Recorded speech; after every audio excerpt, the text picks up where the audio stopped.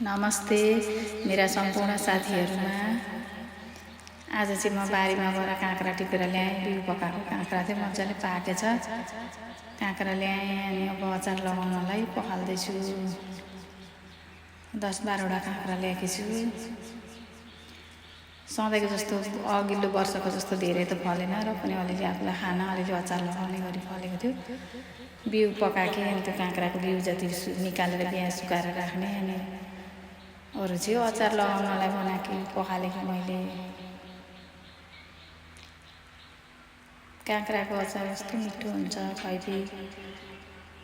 अहिले अचार लगाएर पनि म हजुरहरूलाई देखाउँछु। अहिले चाहिँ पखालेर राखेँ। पानी तर्याउनका लागि राखेकी। पहिला चाहिँ धेरै ठुलो हुन्थ्यो काँक्रा, अहिले चाहिँ अलिक सानो हुन थाल्यो पहिला हेरेर।